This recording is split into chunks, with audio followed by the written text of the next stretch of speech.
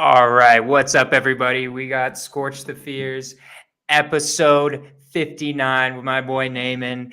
This is going to be a good one, my guys. Naaman is an absolute beast. I see him on social media all the time, and I'm excited to have you on here, my man. Like it's gonna be good. Thank you for coming on the podcast.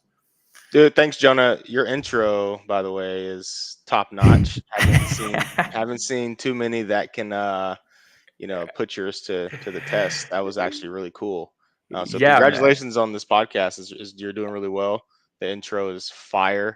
Thanks for having me, man. I know I post a bunch on social, so like 3-4 times a day. So thanks for watching all my stuff. Yeah, man. No, huge fan. I love it. Yeah, like if you want, if after this, I can also send you the guy who did that for me. I've been sending it to him because that's a common response of people being like, "Yo, that is a cool freaking intro." And yeah, like obviously, I want to share him. So, all right, for the people that don't know you, give just like a quick background on yourself. Just like, what do you do in real estate? What are you like working on right now? What's the titanium crucible? All that good stuff. Yeah, I'm really excited to do this podcast, Scorch the Fears, because let me tell you, I was scared as hell myself getting into this. So I've been wholesaling and real estate investing for a little bit over 3 years now. I did 13 years in the United States Army. That was what my trade was. That's what I did for most of my adult life. I was able to exit the Army because of real estate investing and Nice. the freedom and things like that that came with this sort of lifestyle and adventure. Right. So I'm a dad, with 2 kids. I'm a husband. I'm a brother. I'm a friend. I love connecting with people. I'm a coach. I'm a mentor. I'm an uncle. I love just all the people. I love all the people that are in my life. I try to always over deliver. We have multiple companies now that we're running. We have a wholesale business, house flipping business, mentorship, Titanium Crucible, where we do a 2-day in-person event. Have a car rental company. So I'm a serial entrepreneur at this point. Loving every bit of it. I've been out of the Army for 4 months now, just 4 months. So I'm Damn. I'm loving everything about it. The freedom that comes with it, working from home, getting to spend time with my kids, my wife. I mean, just getting to move to a city that I actually want to be in. All these things. I can't. We can break them down a little bit later, but all these things are all new. All things I knew that I wanted, and I created exactly the things that I wanted over the last few years, so I can be in a position I'm in now. I love it. So wait a minute. You just left the army 4 months ago? Correct. That's crazy. So you were doing for most of the time you've been doing this business, you've been in the army. Brother, I was flipping houses in my barracks room in Germany, here in Fort Worth. That's crazy. Okay, I'm definitely going to get into that. I want to Yeah, get into let's do it. that, but I want to go back. I want to start at the beginning though. So I want to start you're in the army. Mhm. How how did you even hear about real estate investing? I kind of want to start there. Yeah. My first way of getting involved in real estate investing, I didn't have an investor's mindset, but I was still buying real estate, was my VA loan because I was in the Army. So I was able to purchase houses with no money down. And I was house hacking before we knew that was a term. That was house hacking back in 2012 when I bought my first house. I bought my first house in 2013, actually. 2013, I bought a duplex. Lived in one side, rented the other, rented out one of the rooms that was in my duplex as well. I was living there for free. Then I bought a single family house, rented out the rooms to other soldiers, and was living there for free. Then I sold both of Nice. those properties in the last few years, made probably about 200,000 from those two sales. And the sale of the home was how I got my first money to get into real estate investing. But to answer your question, how I found out about investing was from Bigger Pockets. I was Mhm. when the pandemic happened, I was just a soldier living in Germany. Pandemic happened and everything stopped. The whole world slowed down, came to a halt.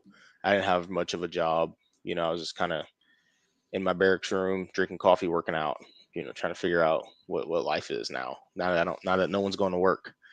Right. Right. So I started educating myself by watching YouTube videos. And I started with the Dave Ramsey stuff, did all the Dave Ramsey Classic. stuff. What else do you know, right? So classic Dave Ramsey stuff, watched hours and hours of that. And then the algorithm from YouTube gave me a Bigger Pockets podcast, like just a couple videos down. and I clicked on it, and I mean the rest is basically history. I I, watched I watched probably 200 episodes, brother, in 2 months. Ooh, Spent somebody morning, got the bug. yeah, I spent morning, afternoon, and night just educating myself because I didn't have anything else to do. And I figured, okay, I've watched enough of this. I reached out to a guy whose podcast episode I resonated with, paid him some money for a mentorship, and then I started flipping houses and burning houses from my barracks room in Germany and Dallas Fort Worth, Texas. Damn, that's crazy. So I'm so curious because that's wild that you were burring and flipping from across half the world. I mean, that's just like almost insane to me in the sense of like to even be able to be on the phone with sellers, you're doing it at nighttime, right? Mm, Like yeah. you'd have to be doing it like cold calling at night. So like just what what were your fears? What were you afraid of when you were starting? Because I mean, you're in the army, you're like Mhm. on the other side of the world. I could imagine like so many other things going through your mind. So just let's get into it of like what fears were going through your head when you were like just starting, when you just paid that guy, I don't know how much money, probably a couple $1,000s or more. That's what's funny. And here's the difference, and here's one of the messages I want to get across. He didn't really offer mentorship, but he appreciated that I reached out to him and asked. So I listen to a lot of Jim Rohn, and he says, become a good asker. So I've always been a good asker. Hey, I like you. I'm going to ask you and see if I can get what I need from you. He only charged me $100. I love it. Um, yeah. And I was still so cheap, I split it with a friend of mine. I said, hey, you sit off to the side, right? You sit off to the side. I'll listen to this guy. We'll both be on the call, though. And I did that the first call. It was $50. And I was like, at the time, I thought giving somebody $100 was crazy for an hour. Because this Right. guy thinks he's a lawyer. Like, I didn't have what I have now. I didn't know I wasn't that deep into this. Remember, I'm all the way across the world. Like, I don't know what's going on. So the $100 I thought was just like a ridiculous fee. Now I realize it was the cheapest thing I'll ever get Yeah, in the rest of easily. my life. Right. And that guy gave me a freaking bargain. So I ended up doing like 5 calls with him, and helped me. He plugged me in with his network of like contractors, title company, wholesalers. I wasn't wholesaling at this point. I was just doing the burrs and flips. I didn't know what wholesaling was. Bigger pockets ain't got no wholesaling section. You know what I'm saying? Mm, yep. So I was just like, all right, let's just do this burr thing. Let's everyone knows flip a house. All right. So that's what I decided I was going to do. And my first like uncomfortable feeling was when I bought the first house. Not anything else, not asking for, not trying to figure out how I got the money, not the rehab, not talking to all the people. I had watched hundreds of episodes of other people do it, so I had the confidence. But then when I finally bought it and I used hard money to close. So I sent about $25,000 of my money to the title Hmm. company. And that was like It's a lot more than everything. 100. That's for sure. Yeah. So that was like everything to me. So I sent that money out. I To this day, I just saw that house last week. I've owned it for 3 years. I just saw the house last week for the first time because now I live in Fort Worth. Um, but when I bought it, I had such anxiety. I was terrified immediately. As soon as I sent out the wire, I hung up and I was like, what am I doing? I just bought a crappy house in a place that I've never been. I don't know what is about to happen with this thing. And I remember walking around the block. And I walked around the block probably 10 times before I felt better about what I was doing. And I was just like, this is how I overcame that fear. Trust the process, believe in everything you just watched. You've seen hundreds of people do this. Why can't you do it? Right. And that was what I told myself. I was by myself. There was no group, there's no community, there were no other like people that were helping me with this. Right. You know what I'm saying? I did it on my own by myself, 5,000 miles away in a little barracks room in Germany, buying a house in Dallas Fort Worth. So I just had to trust myself and the process that I put myself through to overcome that fear. So that was So the you first time I was like were super scared. got you. So like I mean like I imagine, I mean 25K you're just starting out. That's a lot of money at the especially at the very beginning. Were you like when you felt that anxiety, did you just like say that to yourself? Was it kind of like an affirmation? Yeah, when I walked around the block, I just was talking to myself. I was like, it's gonna be good. You're gonna be all right. You got this. Like I was just talking to myself, dude. It was trippy. It was trippy, man. Because I was like, this is the first 25 grand was like, it's basically like what 25 million means to me now. Right. Yeah. That's what 25 It, grand meant to me then. right. So Exactly. I was like, yo. Was your mentor helping you out at all, or was he just like, nah, you got it now. Figure it out. I gave you money. He plugged me with the contractor I was gonna use, and he plugged me with the wholesalers that I was buying the houses from. But I mean, I ran my numbers, and he was an appraiser by trade, so we added square feet to the house and stuff like that. Like this was no lipstick Yeah. flip. I added square feet on my first property, like Damn. yeah. But I had a good contractor, and my numbers worked. One thing with me, I'm really good with numbers and math, and comping houses and stuff like that. That wasn't an issue. I understood the deal worked, but it was still something I'd never done before, so it's very uncomfortable, and I had some anxiety creep up, like you don't know what you're doing. You never done this before. You know. Right.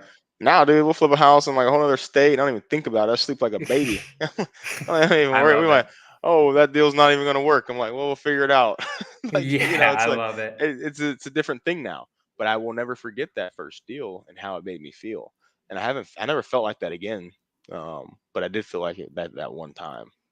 So, Interesting. So I kind of want to reverse a little bit to like, especially to people, because I think that's one of like the biggest things when starting out is finding a mentor. I hear that a lot. People have asked me to mentor them, right?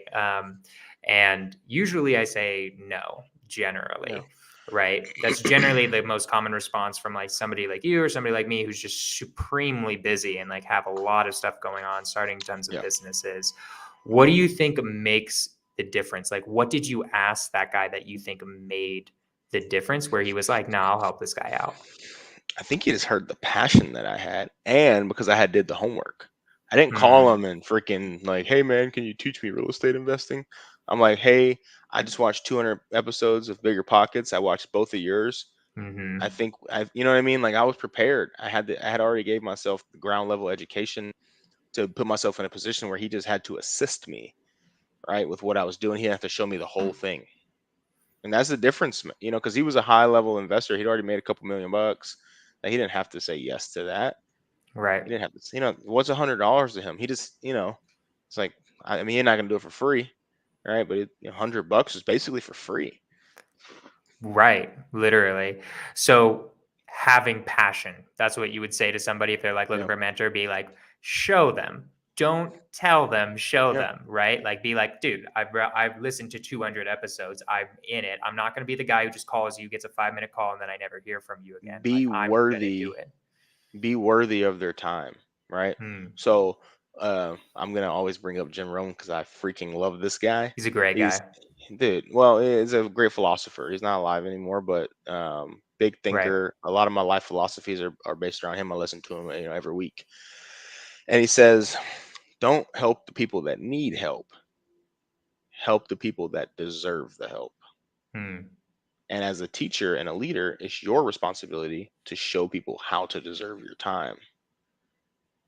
So hey, through my content, through our trainings, through our free calls, through our paid calls, this is how you put yourself in a position to then come and ask for assistance and help. Don't just You're not going to help somebody that needs it. Help someone that deserves it.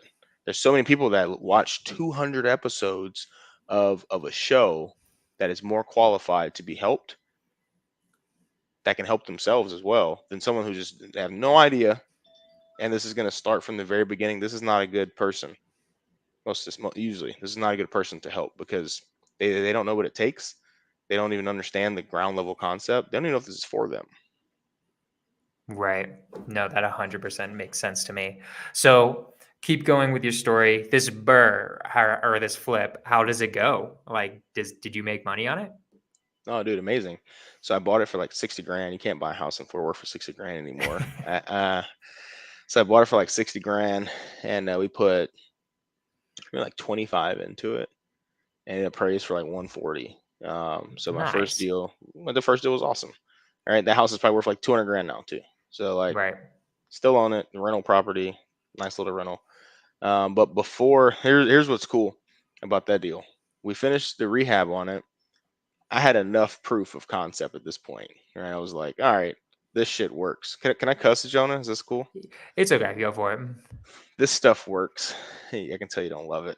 All right. So I'm No, like, it's hey, okay. My editor's gonna bleep it out. I don't yeah. care. YouTube cares sometimes. All right, no bleeps then. We'll just keep the bleeps off. It's all good. It's all good. So I'm like, hey, this stuff works.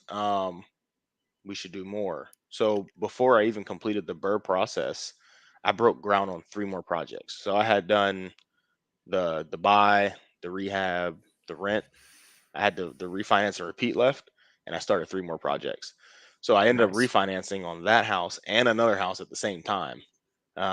Whenever I moved back to the state, so I did 2 burrs at once, basically for my first investor deal because I had seen enough. I didn't need to see it all the way through. And then we did like 10 more after that, and then the market started shifting. That's when we shifted our business a little bit. Gotcha. So give me the time frame on this a little bit. So you did your first one. This is right when the pandemic hits. Yeah, this is like March of 20. Okay. And then you just do a burr, do a burr, do a burr until you hit 10. And how long does that take? I did that in probably like like 6 or 7 months. Okay, damn. So that's crazy. Yeah. I mean, that's kind of insane to do 10 burrs in 6 months or Well, six or dude, seven months. I wasn't waiting around, man. I wasn't playing around. I saw something that worked, and I went and did it. I mean, I was reusing my money. I started telling my friends, so I did a couple of these with my friends. One thing about me, I don't hold back information. I'm like, if I find something good, I'm like, hey, Jonah, you should do this too. Like, this is working for me. This is pretty Right. cool. You should try this. So I own houses with a few of my friends. We flipped some houses together. So that's how I was able to do so many too, because I didn't do them all in my name. I did some of them in my name, some of my friends' names. We flipped some. Like, I was just trying to do deals, and that's still who I am. I just want to do more deals. So yeah, we did like, I think it was, the number was actually 12 in like 6 months. That's pretty damn awesome, dude. I mean, 12 in 6 months. How are you getting the deals? Also, like where were you? What was your acquisition strategy back then? I was buying them. You won't even believe this. You ever heard of New Western? Yeah, I have. You were Bro, buying them New Western? I was buying deals from New Western, brother. That's what my That's mentor crazy. showed me. I didn't know what wholesaling was. I didn't know what a Hmm. wholesaling was. I didn't know what acquisition was. I didn't have a sales background. I just knew from what I seen in Bigger Pockets and what my mentor showed me. That's all I knew. And that's why I did the same thing so many times. I was like, hey, this is what I know. This is what I do. It's very boring, very simple, but I know how to do this. It wasn't until I started flipping houses that I actually started seeing like any real money. I did 12 burrs and I was like making like 200-300 bucks a door. And I'm like, this is not any real money. I'm like, this 3 grand is cool, but this didn't really change my life. Right. That I takes a still gotta go while. to freaking PT tomorrow. Like, you know what I mean? I'm like, so that's where I had like a little bit of a mindset adjustment where I was like, how are all these real estate dudes got so much money? They have to own 100 houses. I said, this was really hard to do these. It was simple, but it was intricate. I said, it's hard to do these 12, 15 deals that I did, and I didn't make a ton of money. Hmm. So, I was like, I got to figure this out. But I ended up making a ton of money because I bought it in 2020. Yeah, exactly. So, So so then all you my started houses are, flipping. yeah. So you start flipping, and obviously it's at like the best time ever. The houses market is just Yeah. zooming upwards. So keep going with your story. You decide to start flipping, and then you start making a lot of money. And then what happens? Yeah, I made my first $1 million in appreciation. Whoo! We own so many houses that we bought so cheap in a good area. So, my first million was just made just straight up from owning houses for like 2 or 3 years. Hmm. It was just that simple. Yeah. I bought a bunch of houses. We held on to them. They're all worth twice as much as what we bought them for. Man, guys, why don't we just all be like Naaman, dude, and just fucking freaking burst some Beep. freaking houses? Like, yeah, I know, right? But like you're making it sound so easy, man. Like Yeah. what were the difficulties that you dealt with when you were doing that, especially with those 6 to 12 first bursts? Like what were the Yeah. difficulties you were dealing with? Yeah. One of the I always added square feet and converted garages. That was because I Hmm. was always pushed. That's how I always got my money back, was by doing that. So I mean, I didn't do any of the work, dude. I still don't do any of the work. Like, I don't know anything about swinging hammers or painting or nothing, Right. dude. Nothing. People are like, oh, I want to walk a house. I'm like, are you the contractor? They're like, no, we want to go. What are you going in there for? Right. What do you don't, So, um, I didn't really have much difficulty doing this. Flipping was probably and burring were the easiest things that I've ever done in real estate. Interesting. That's so interesting. If you find a deal and you have a contractor and you have some money, what do you need to do? I've heard, I mean, this is interesting for me because I'm mainly wholesale, right? I've done like two flips, right? And they were really easy flips. They were like lipstick drops, like cosmetic stuff. So this is interesting for me in the sense of I've heard things like contractors run and steal your money, right? Like, or something Oh, like that. that's you not doing a good vetting process. Right. So it's finding the right person, basically. Yeah, if you have the right people in place, that flipping houses is the easiest thing you could do. Interesting. It's I so like it. easy. You get the deal from a wholesaler, so you didn't have to work for the deal, right? You hire a general contractor, so you don't have to do any of the work. Right. I mean, what do you have to do? You have to send the bank your tax returns. I mean, this is a property management finds you a tenant and then handles it from there, or you hire a realtor to do the rest of the marketing and they sell it for you. This is very simple, easy business to be in. Love it. Awesome. So, Wholesaling is hard. Wholesaling is hard, so then but why'd you switch to wholesaling then? because I make more money, make more Okay, money in gotcha. wholesaling, and I can then as a wholesaling as a core business, I can choose to keep the house, flip the house, or wholesale the house. Right. Right. So, and I don't have to pay an assignment fee, but you do have to have money for marketing. And you do have to be good at sales in order to Got do this. You don't have to be good at any of that to flip houses true. or burn. You don't have to be good at anything. You just have to have a concept. It's an idea. You have to be good at like having 50 grand. Like Right. that's it. But wholesaling, it's a business, that's difficult to run and it's challenging, and I love it. I love the challenge of what this business brings, and I love how it's hard to scale flipping. Put it like that. Like I didn't do more than like 5 or 6 projects at a time whenever I was flipping houses. The guys that do 50, 60, maybe they say that this is different, but for me, 5 houses at a time when I'm hiring GCs, it's very simple. Hmm. Wholesaling, when you're having to train your sales guys, right? When you're having to find good places to market for buyers and sellers, especially when the market shifts on you. Um, it's a different kind of business, but it feels more rewarding to get it right, locking up a contract. So I'm Yeah. having a lot of fun with wholesaling. We're building our business right now. We uh we did our 7 figures in wholesaling as well, but Love it. it's it's a different time now. We did all this stuff when it was really easy to do this business. Hmm.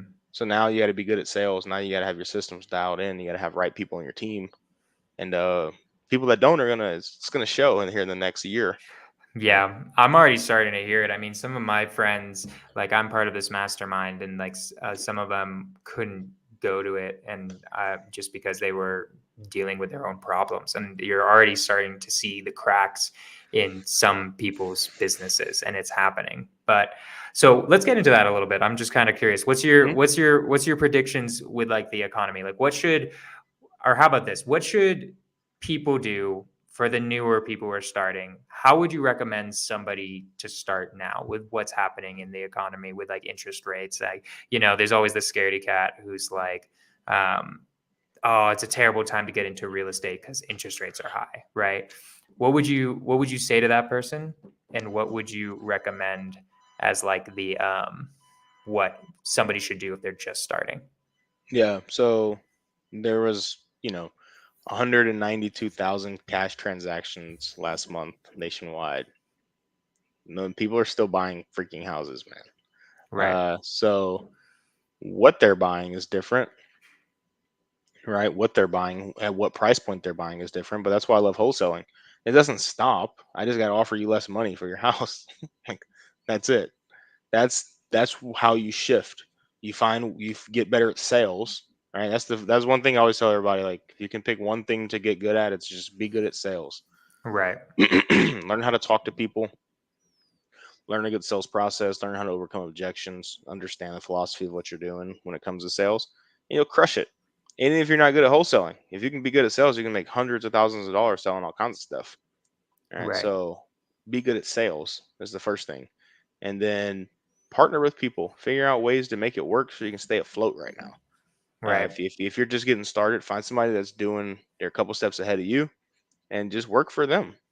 Right now is not a great time for somebody to try and figure it out without hiring a coach or a mentor. Like last year, you probably could have just put something under contract and sold it and figured it out Right. by Right. yourself. Now you got to have an exact strategy. You know, a lot of what we like to teach people is the reverse wholesaling method, where you find your buyers first and then go shopping for that buyer. That's what we like to teach when we take on our coaching students and stuff like that. So reverse wholesaling is one of my favorite ways to build a business. I love it. Can you talk about that, or is that secret proprietary stuff? Like, No, what do you mean exactly by reverse wholesaling? yeah, we market to buyers, right? We spend money on building a big buyers list, and we talk to our buyers, figure out their exact criteria, and then we figure out what is exactly that they want with zip codes, bedroom, bath, etc. And then we pull our data according to what they want. So that way, when I do get a deal locked up, hey, I know that Jonah likes 3 bedroom, 2 bath, 2 car garage, brick houses, 1980 or newer, and 73507. This is the deal for him. Lock that up at this price because he wants it here, and this is the most rehab he'll do. That deal was sold to Jonah before the ink is dry with me and my seller.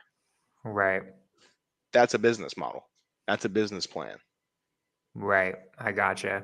I mean, I think that's such a good idea. I mean, like, I think people should have been doing that even when the market was good. Like, I get it. Like, it was a lot easier when you could just like be Yeah. like, ah, screw it. I guess it's found it out. But once you start doing that it's a lot better. I actually had Kent Clothier on the podcast too, and he literally said in 2008, that's how he stayed afloat, was literally that method you just talked about, where it's like, know your buyers. That's your customer as a wholesaler. It's like your buyer. You need to know what they're doing right now. Then you can reverse engineer it, find a freaking house that they want exactly, exactly what they're willing to buy it for.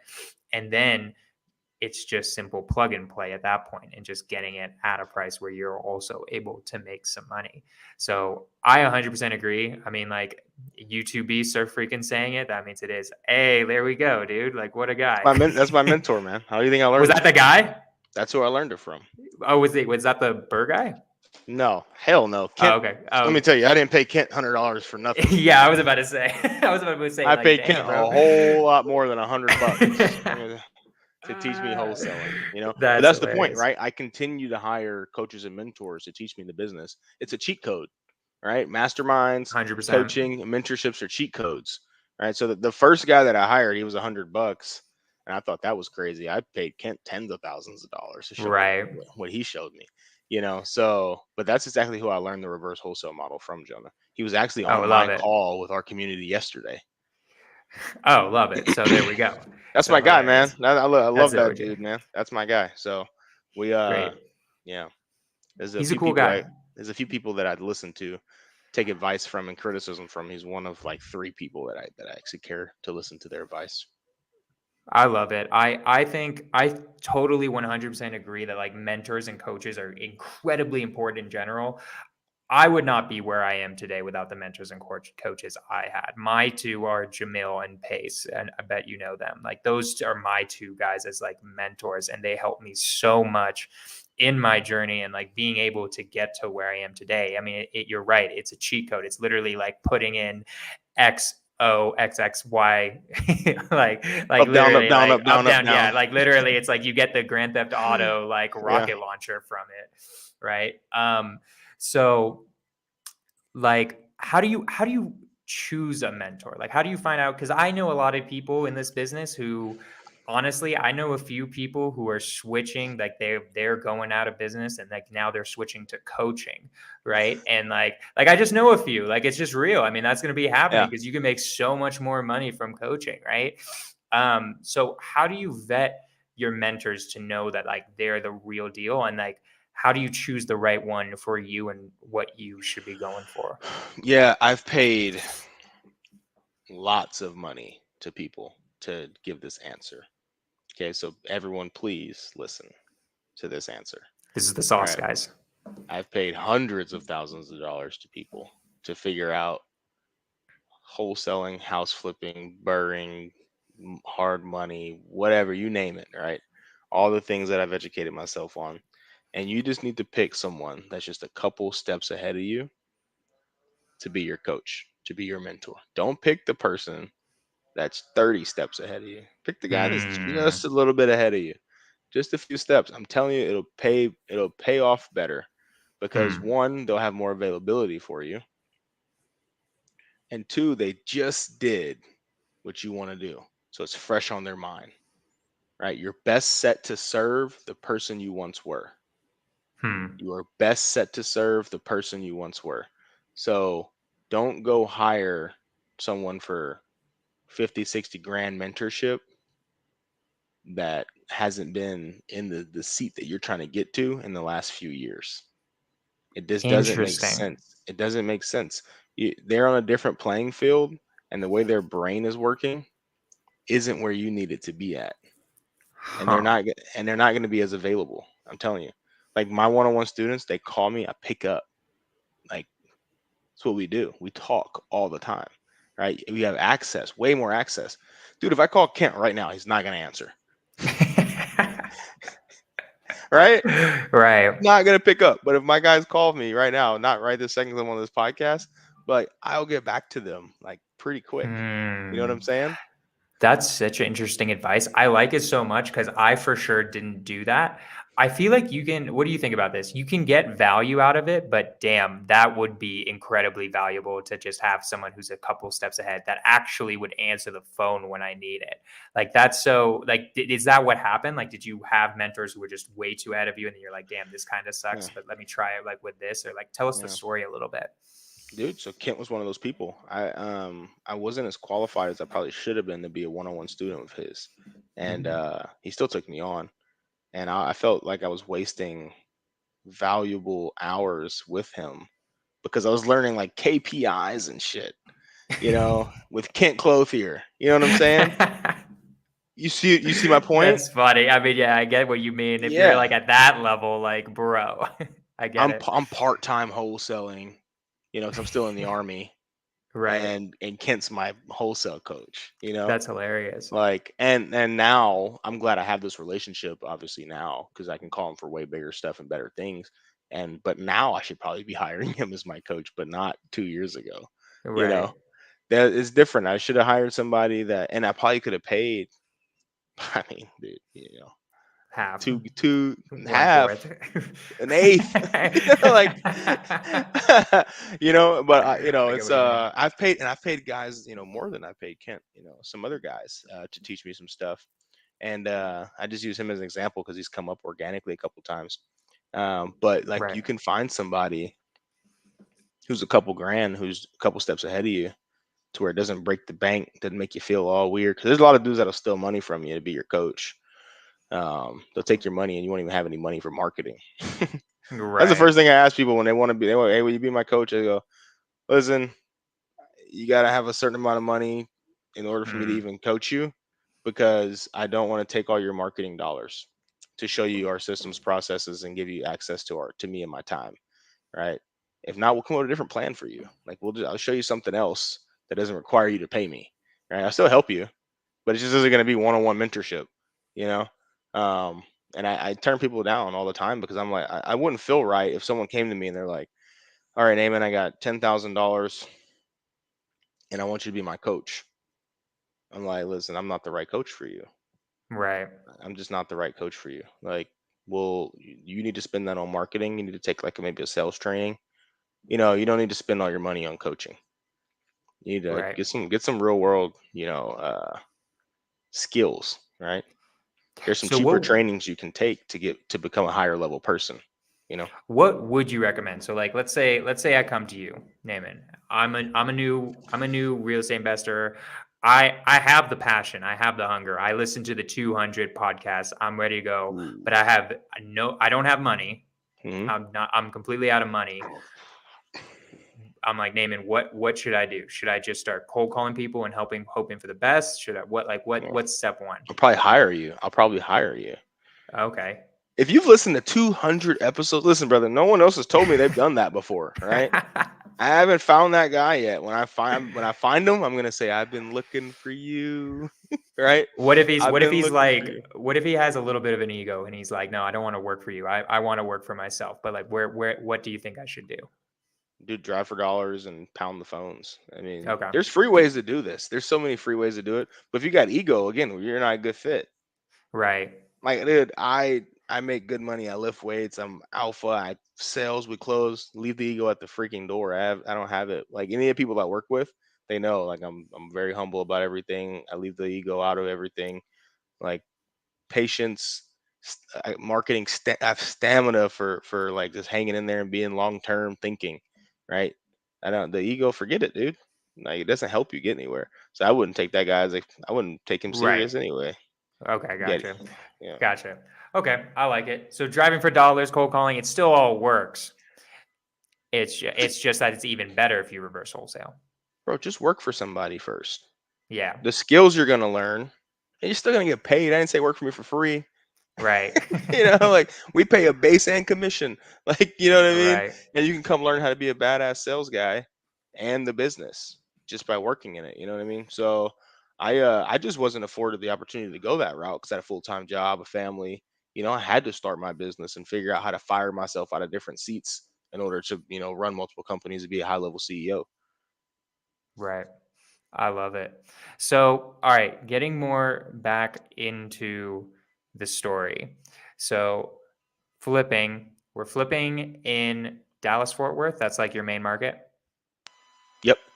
And then we're flipping there. And then uh, you find out about wholesaling. And what attracts you to wholesaling? Why don't you said it yourself, flipping's so damn easy. Why wholesaling? Just because you're just like, man, I want to be making more money?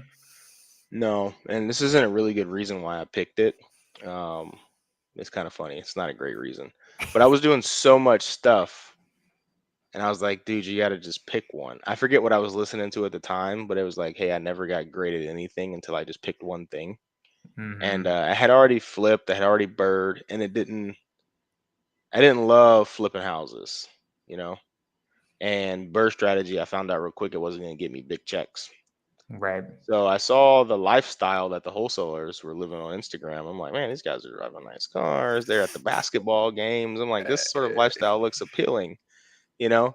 And there was a seminar coming up from a company called Cash Geeks. We're really good friends with them now. And I paid, I think it was like 5 grand to go to their like 2-day in-person training in Jacksonville, Florida. And that weekend I just decided I was going all in on wholesaling. I had one flip going on still and one burr. I finished those up, and then I just went all in on wholesaling for like a year. I love it. I just wanted to pick one thing, and that seminar just made me pick wholesaling.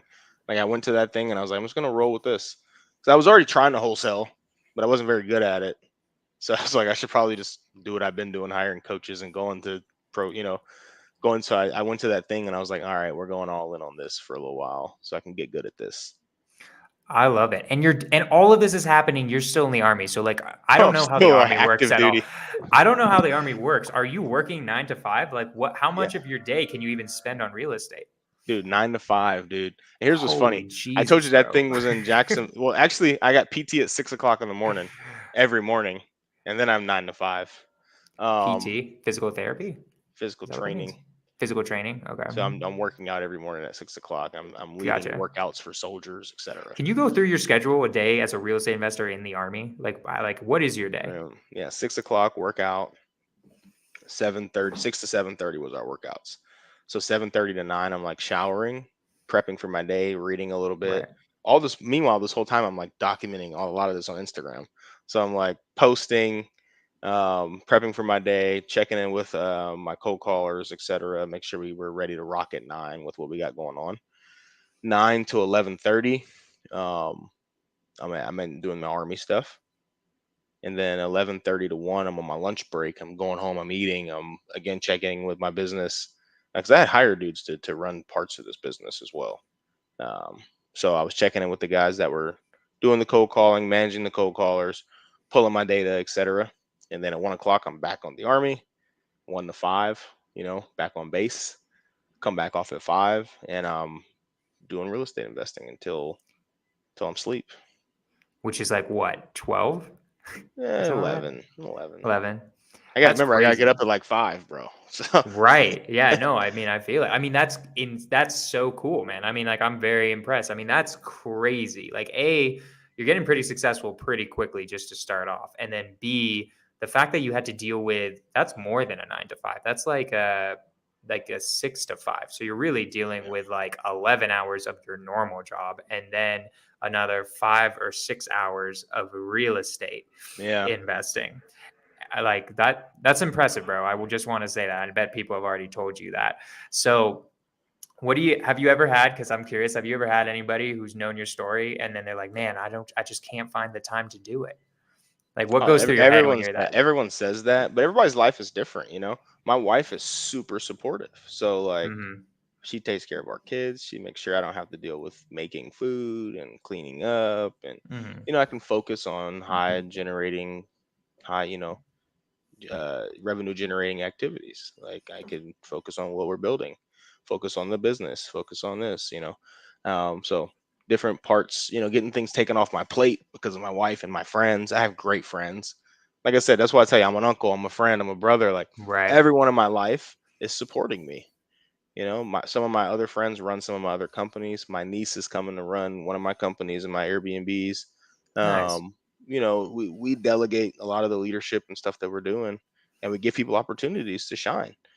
This is Kent. The hustler must die for the CEO to rise. You know what I mean? Like, Right. I got to kill that dude and trust that other people can also do what I'm doing in my businesses, and I do that. I just let go and let people shine.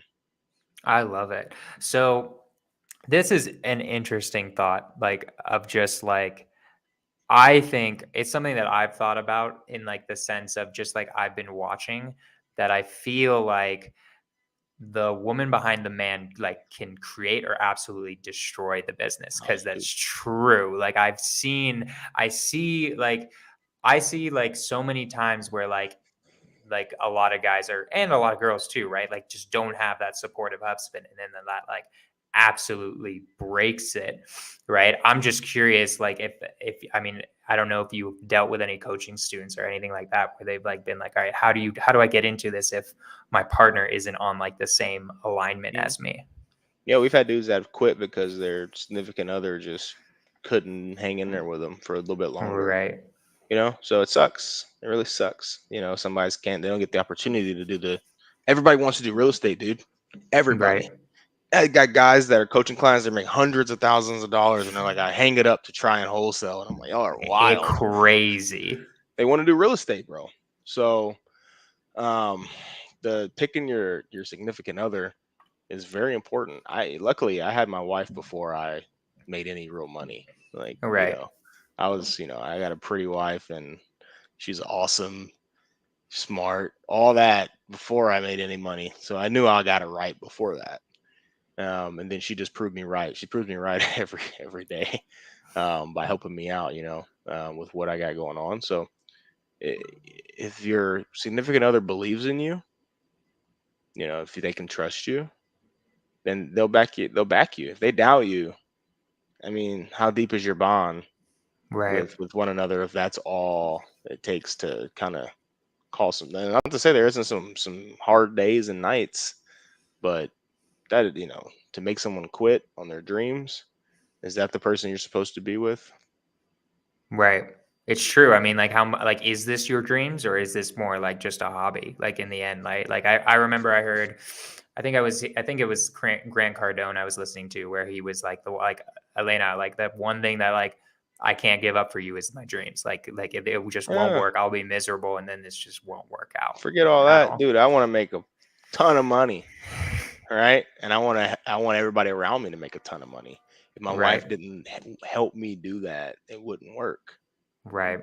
But in, 100%. in order in order to have a wife that supports you, you probably the way you want to be supported, right?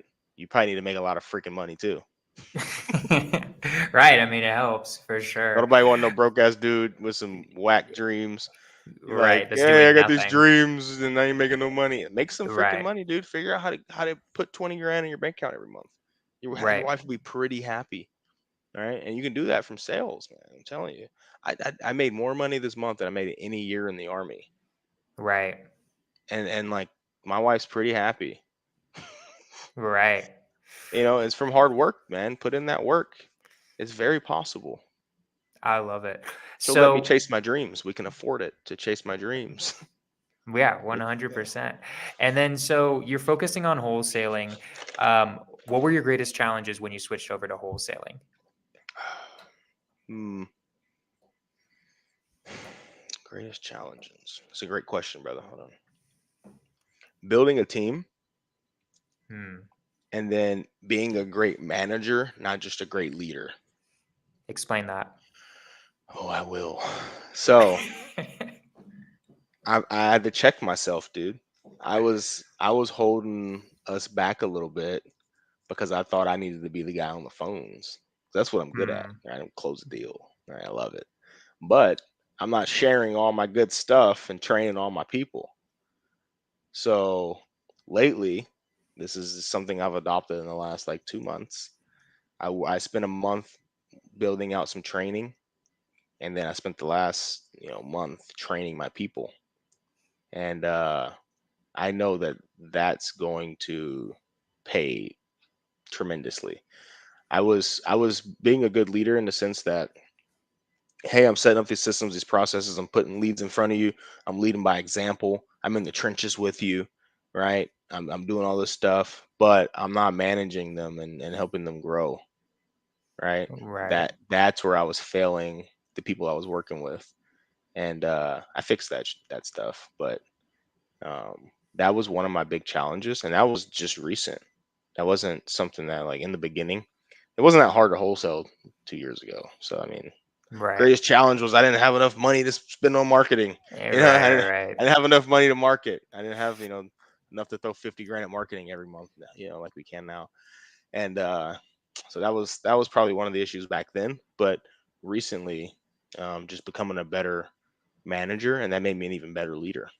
How do you like explain like what made you a better manager? I'm curious for me because like I'm always this is like my next cap. So you know me, and my next cap is like, all right, I know how to do everything. Some people know how to do Yeah. most things. And like I'm like trying to my thing right now is like being like, all right, how do I grow all of you guys so the entire company grows? Right? Like that's my greatest challenge right now. So I'm super curious about this. Like what did you learn like management tips and tricks that like really helped you keep getting to the next level? Yeah, I train relentlessly with my guys, Mhm. um, on the sales side, and that, 'cause I did a lot of that with our one-on-one students, right? So I'm teaching them sales, I'm teaching them how to run a company, teaching them how to do this stuff, and I'm like, I need to be pouring some of this into my people that work for me, not just these other guys. So we started training relentlessly, hour and a half every day in the morning, role play, going over scripts, dealing with objections. If they like you, they'll listen to you. If they listen to you, they'll believe you. If they believe you, they'll sell to you. Right? The patterns and philosophies that we're running through, with our guys every single morning to make sure that they understand, get on the phone, how to lock these things up. There's nothing the seller can say to us that we don't have an objection for them that we can't overcome. You got to hang Right. up the phone and get off the phone with us at this point.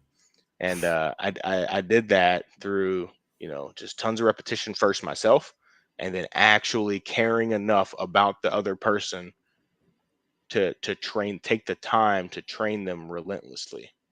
Hmm. So I would say training, focusing on training, and repetition is the mother of perfection. Hmm. So just getting the reps in, dude, with my people, and I think that made me just a really good manager at this point. Love it. So just super focus on training. Like, do you keep training people even like how, what do your trainings look like at the beginning versus like when, maybe they're like a year in or like a couple months in? Like, does it change? Like, how does your training system look like? Yeah, well, I'll just pair them with somebody that hasn't been in for a while. Hey, make it Mm. hard for him today. Like this morning when we were training, I'm like, hey, I usually like go first, get everybody warmed up, right? Get everybody all warmed up, put everybody through the script once, and then I'm like, all right, Jonah, you're with Naaman. Let's go through the process script, go, and then they'll be going. I go, give them an objection for that. Go a little harder, make it harder for them, dude. It's like any UFC fighter. right? Their training is harder than the actual fight sometimes. Hmm. And that's how I want our training sessions to go in the mornings. Gotcha. I love it. Yeah. Awesome. What this is a question I like asking people because I always find it curious. What do you think out of everything are like the X factors of the people who end up making it in this business and the people who don't? Because like I think I've been like just thinking about this recently and just being like, I kind of want to know like what are the things that are gonna make you successful in this business versus not Mhm. being? Yeah. So talk about this with my buddy Shaq all the time. He basically runs our wholesale company. Is the good entrepreneur Shaquille stays. O'Neal. Yeah, basically, right? Yeah, yeah. Yeah, my man Shaq. My man Shaq, So you got you know him, he was on the Lakers for a while. he My played guy. for the Just kidding. Heat, Boston, Phoenix, Cleveland. He ran through the whole league after that. Love it. Um, a good entrepreneur doesn't go too high, doesn't go too low, right? So stay in the course and stand in the middle. You're gonna go up, you're gonna go down, but you're not going all the way up, you're not going all the way down. You're staying right here, right? So being able to be level like that, not getting too emotional, stamina, patience, right? Those are two things that I think are qualities that I hold that make me a good entrepreneur. And then good philosophies that you can live by. Hmm. So finding someone that you can listen to over and over and over to continue to drive philosophies home. So Interesting. I listen to Jim Rohn, and that's who I get my philosophies from. Profits are better than wages. It's not the blowing of the wind; it's the set of the sail. Like I'm not just going in any direction. I set my sail on wholesaling, right, and that's the direction I'm going in. And then just focusing up and staying the course, not getting sidetracked too much. Obviously, you're going to build other businesses and stuff, but it doesn't mean don't build the first one out first. Right. When do you think someone should consider building another business after their wholesaling business or after whatever business they built in the first place? Um, Depends on how much money you want to make, you Right. know. So Kent said something to me in one of our coaching sessions. He asked me how many deals you want to do this year, and I was like 50. All right. Right. And then he's like, "What about the year after that?" I said 100. He said, "So you want to double your income?" I said, "Yeah." He goes, "Well, you don't have to double your deals to double your income." I go, "What?" Hmm. He goes, "You just need to get paid more than one time off of that same deal." Hmm. So what he means by that is, if you want to like the second business, or like straight up vertical integration in different companies as a wholesaler. Remember, I told you if I can keep it, if I want to flip it, or if I want to burr it, or if I want to wholesale it. Well, there's 200 people that are going to get paid from one wholesale transaction, Right. right? Why can't you align yourself and have a different company that gets paid from some of those other transactions? I like it. So that's what you would recommend is you would recommend starting a business that somehow integrates with what you're already doing. Yep. I like that a lot. That's a good it's what I'm doing right now. Like you don't know much about me, but like my main business is actually wholesaling, but through agent outreach. Like all I do is real estate agent Yeah. outreach. You And said there Jamil are was one of your yeah. mentors, I would Y- imagine. Yeah. So and there are no CRMs for that. So right now, me and a buddy are creating a CRM for it because we're like, God dang, nobody's doing specifically a real estate agent CRM. So I like it. I like the idea. I think it makes total sense that it should be something that like already integrates to what you're doing anyways and is going to keep growing and So making you more and more bolt money. on business, bolt on Right. business. Yeah. Find a way to service the many. The service to many leads to greatness. Right. I love it. So what what like so let's go back to your story a little bit. You start doing your when did you start your wholesale business? You said a couple months ago? A couple years ago. So about A two couple years ago years we ago. started wholesale. Yeah. Okay. It was about this time in 2021. Gotcha. And so you're doing that, it's going great. You start making money, it's going awesome. And then what are the other businesses that grow out of that? Lending. All right. So if you buy my deal, you gotta use the money, use my hard money company or use our private lenders. Oh, nice. Um, you know, title company if you want to open that.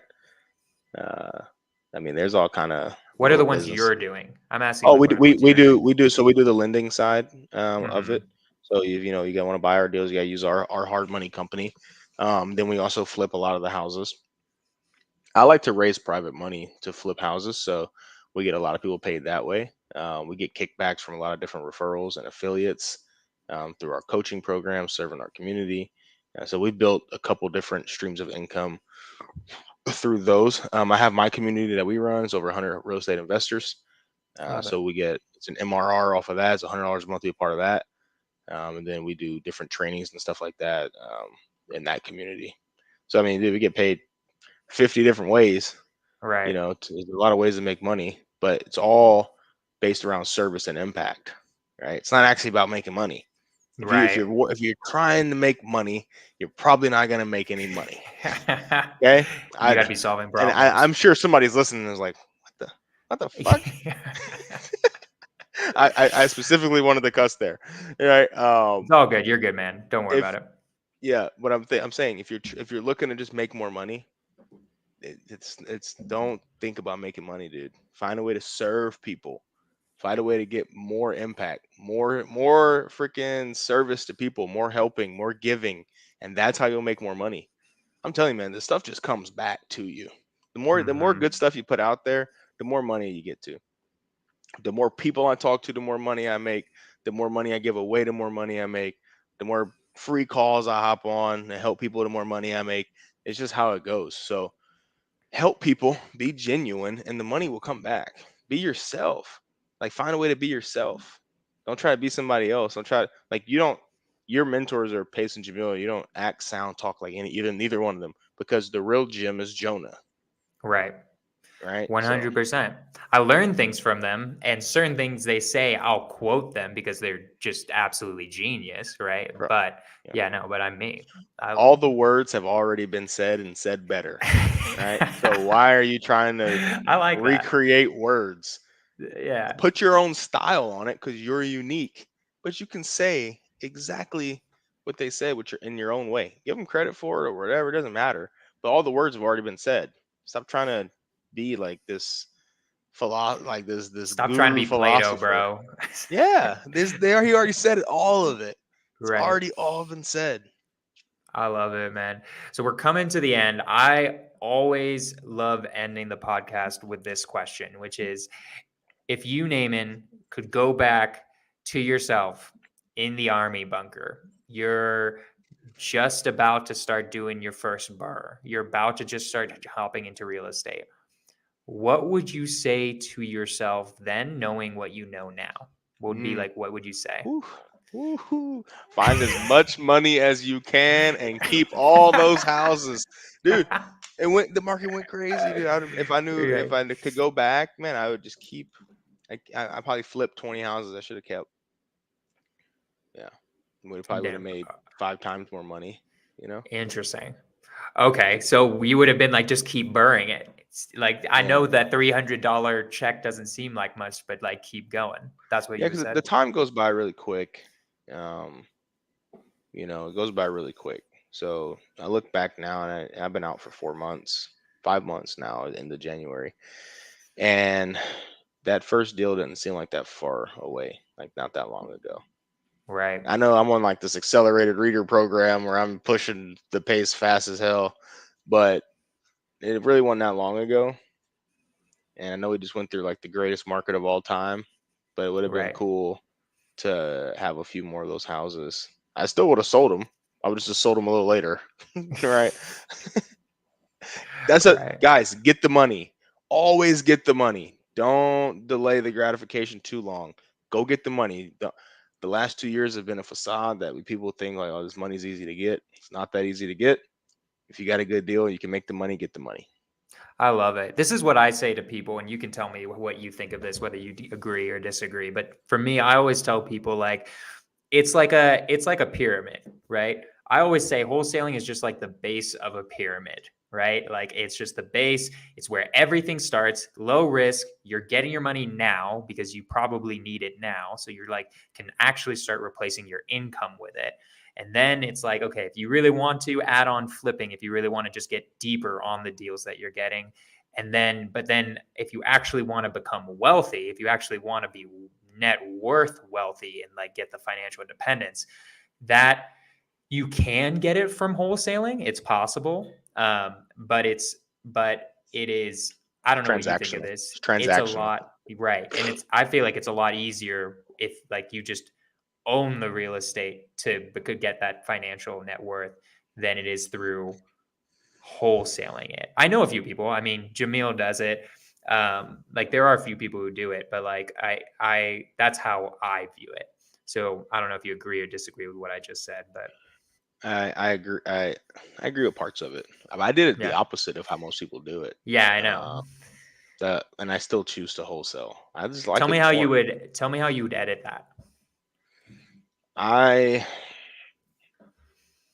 hmm, edit it like if I had to do it over again. Yeah. Or Hmm. just like what do you think like how yeah, like just like what do you think wholesaling should be for like Wholesaling is the flipping best or business you can run in real estate. I don't disagree with you on building wealth, but if I look at a rental property and I look at $300 of cash flow, and I say, all right, I make, let's just say I make 3,600 bucks. Let's call it 4 grand. 4 grand this year, right? That same house I could have wholesaled it and made 20 grand. It'll take me 5 years to make that money.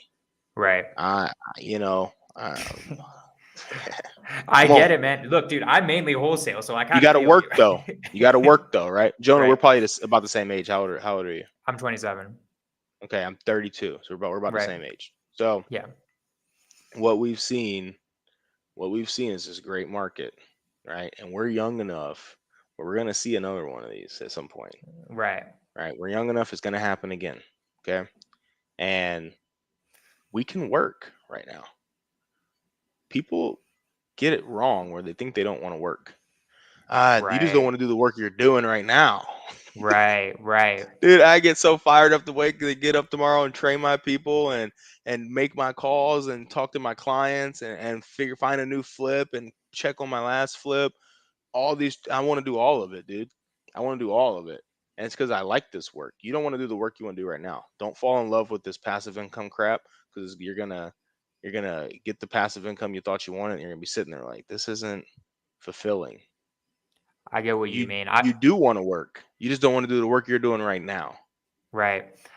I love that. I get what you mean too, in the sense I've thought about it. It's like, I don't like me. I don't think I'm at your level. I think you're at a way higher level than me, which is totally cool. I'm not financially independent yet, but I kind of like that. I'm not a financially independent. It makes it more fun. It makes it more like, this might be kind of crazy. I kind of like having a demon on my back being like, we gotta like keep going and keep making, keep growing and all of that. Jonah, Like, I I want to enjoy be a it. billionaire, brother. This is a demon on my back too. This is not Yeah. enough. It's not Right. enough. It's never like, and it's not the sense that I'm trying to just like be greedy about money, but I love making money. I love generating revenue. I love Right. what it can do for the people around me, myself, what I can go do with my family. Oh, it's awesome, man. It's awesome. My friend called me new money the other day. He makes about 600,000-700,000 a month or a year in roofing, and I love that he called me new money. He was like, "Yeah, that's that new money, and you just want to go make as much as you can." And I said, "Hell yeah, let's go make as much as I can." Like, that's where I'm at right now. Everybody's not going to be there, and I'm sure once people hit their passive income goals, they'll figure it out too. I love it, man. Awesome. So I don't want to waste too much of your time. Tell me some stuff. Where can people find you? What do you want to plug? How Jonah, do the people get in front of you? this isn't a waste of time, and you don't. I And, should have and here's said the other that. thing: you don't get the privilege of wasting my time. Only I get to do that. True. All right, True. I get to spend my time how I want. And I chose to spend it like True. this tonight. All right, so I'm not in a rush. It was fun, man. I People, had a great time. I'm yeah, having a great time. yeah. So people can find me on Instagram at Naaman Taylor Investor. That's where I like to do most of my socializing. I'm also on Facebook, Naaman Taylor, but I'm gonna answer you if you I inbox spelled it me. right, right? Yeah, that's perfect. All That's right, cool. perfect. Yeah, you guys can talk to me there. Just send me a DM. I respond to everything. I like talking to people. So hit me up on Instagram. That's mainly where I'm at. And then my website, thenaamantaylor.com. Check out some cool pictures of me, what it is that we're doing, some of the other podcasts that I've been on. I love it, man. Cool. All right, my man. Are there any last words that you have for the audience? Anything you want to say? Yeah, I always like sharing this message. It doesn't always organically come up, but it's inevitable, Jonah, that me and you are going to make 7, 8 figures in business. We're on the right path, right? But I always like to end some of these things by asking you, you know, you're going to be a 7, 8 figure earner, but are you going to be an 8 figure father? Are you going to be an 8 figure husband? Mm, Are you going to be an 8 figure friend? That's where the real money's spent, and that's why I love my relationships, and I love to make sure that I'm being an 8 figure, person in other parts of my life, just not business. I love that, man. No, it's so true. And I mean, like, I love making money and it definitely does bring me joy. But those are the ones that, like, I would say that that stuff brings me peace. I don't know if Hmm. that makes if you understand what I mean by, like, I think the Yeah, relationships bring me peace. Business doesn't usually bring me peace. It usually brings me I don't know how to describe it. Like for me, at least, it brings me excitement, and it's like, yes, we're moving towards the goal, and we're like getting yeah. stuff done, and we're doing stuff. But I feel like that, like calmness and that, and like being good to those around me is like always more important than Hmm. everything else. Yeah. So I 100% agree. So now I want to end it with this, since you ended that. What could you do? What do you think you could do better to be a better 8 figure father, a better 8 figure friend, a better 8 figure parent? Um, you know, constantly communicating is one of the things Mm, that I'm doing with my daughter, my wife, my friends, my business partners on how we can improve. I don't go tit for tat with people. I always aim to over deliver.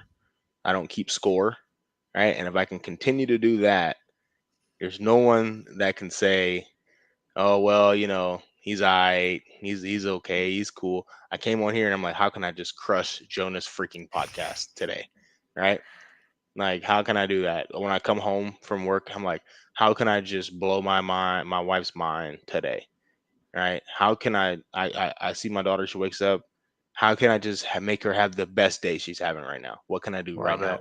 And it isn't always like some grand gesture, you know what I mean? But it's something. I'll just start doing something that is service to them. And if you keep that up, man, you don't got to keep score. I mean, you just want to see other people do well. You just keep giving more to other people. I love it so much, my man. My man, this has been a pleasure. I appreciate you so much. Thank you for coming on.